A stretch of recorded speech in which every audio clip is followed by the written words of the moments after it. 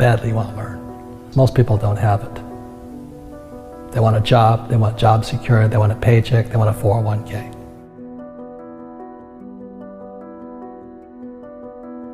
You've got to be so much smarter. If you want to be poor, I hate to say this, you can go to school, but you still won't learn anything about money. You know, there's a lot of people who can't make $1,000. And the reason they can't make $1,000 is because mentally, emotionally, spiritually, and physically, they're not capable of making $1,000, whatever the case is. So Kim and I today are in the multi-millions of dollars in making money. But we wouldn't have gotten there because one time we were having trouble at $1,000. So every time we had a problem, we had to get bigger than the problem. For many people out there with $1,000 problem, they're not going to solve the problem until they personally develop themselves mentally, emotionally, spiritually, and physically to be bigger than $1,000 problem. There's 4 types of mindsets. One mindset is I must win. Another mindset is I must be right. Another mindset is I must be liked. And the other mindset is I must be comfortable. So the people who must be liked and the people who must be comfortable will probably never make it as entrepreneurs, simply because, you know, we hear it all the time. I don't really want to be rich. I just want to be comfortable. You know, I want to be with all my friends, have them like me. Well, they should not be entrepreneurs, they should be employees. The rich don't work for money.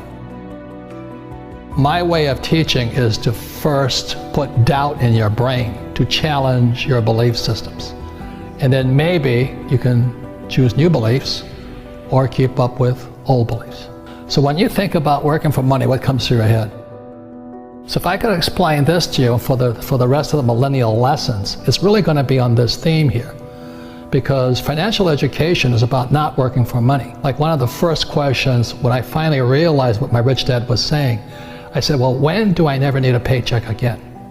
See, my goal wasn't, you know, go to the moon or, you know, cure cancer. My job was, when would I never need a paycheck again? Because as long as you need a paycheck, be it from an employer or like my poor dad, he was so afraid of losing his government pension. My poor dad was a PhD in education, but what does school teach you about money? Did you learn anything about money at school? Most people don't. So that's why I had my rich dad, who was my best friend's father, and he was teaching me what the rich teach me. If you want to be poor, I hate to say this, you can go to school, but you still won't learn anything about money. And education is more important today, but what do you learn about money? Most kids now going to school, they're coming out of school deeply in debt with student loans, still not learning anything about money. Look at the middle class. You know, they may have high-paying jobs, but the jobs are going away. One of the most important things you have in your life is time. It's one of your greatest assets, or it's your liability. And being, you know, I just turned 70, and I have friends who have nothing. I mean, they have zero. Now they've made a lot of money, but they have nothing here. They have nice houses, nice cars, you know what I mean? And being young is great, except it can be a liability to you. Because when you're young, you're just having a lot of fun and life's exciting, you know, it's new. But the thing is so many people spend their time focusing here. They want to make a lot of money. And I can hear it in their words. I want a career. This is career. Okay, or I'm going to start my own business. And this is the chart here, which we've seen. This is the cash flow quadrant, book number 2. E is employee. S is small business, self-employed, or a specialist like a doctor, lawyer, web designer. B is big business, 500 employees or more. And I is professional investor. The big mistake I see young people make is they focus here. And the words are, I want to do what I love. That's the track. You see, in real life, sometimes you have to do what you hate. Like, people think I like to write books. I hate writing books. But it fills my purpose in life. It's not my passion, my purpose in life. because my purpose was to get here. I had to learn what I didn't want to learn. I had sometimes to do what I hated. I had to learn about taxes. I had to learn about debt. I had to take classes. I had to learn about insurance. So I was doing a lot of things I hated doing so I could come over here.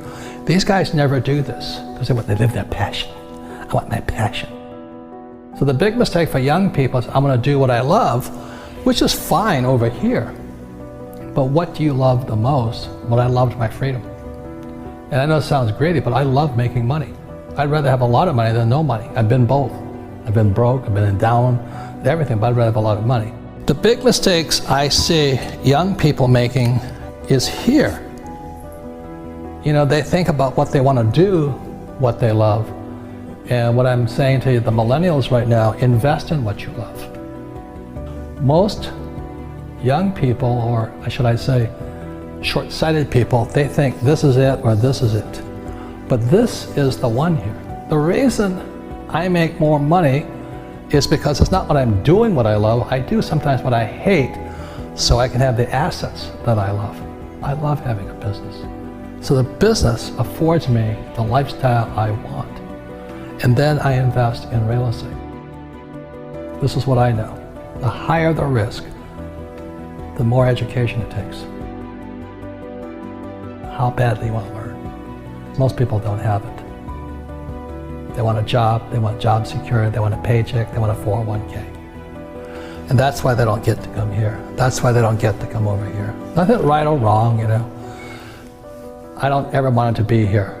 I knew when I was your age I wanted to come here, but the higher the risk, the higher the returns, but also the higher dedication, education, and study you have to go through. You've got to be so much smarter. And most people, they have it, they have that ability to be that smart, but they rather do what they love rather than invest in what they love.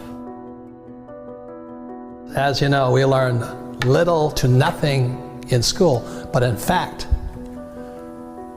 you'll find out that going to school actually diminishes your ability to get rich. You know, so that goes counter to what everybody tells you. Go to school, get a job, and you'll make money. And that worked probably 1,000 years ago, not working today. The number one reason to be an entrepreneur is not about money. The number one reason to be an entrepreneur is personal development. You know, to develop yourself to be, as the Army says, to be all you can be. So the lesson to young people is don't take a job for the money, take a job for what you're learning. When you look at a job, you look at what can I learn more than how much can I make. And I think that's the biggest challenge. And if you look for a job where you can learn a lot, the harder the job, the better it is. You know, I have bad luck too. I've had financial crashes. I've had people stab me in the back, but they're all good because I grow from it. That's spirituality. You know, people who are afraid of making mistakes, like they teach in school, they don't ever grow. Because spirituality is there's good and there's bad, there's right and there's wrong, there's up and there's down. Most people only want to be right, they only want to be positive. Well, you can't have that, that's not reality. And the average person, the reason they're poor is they haven't failed. You know, they play it so safe, they haven't made any mistakes like they taught in school. That means they don't learn anything. That's why the school system's actually fundamentally corrupt.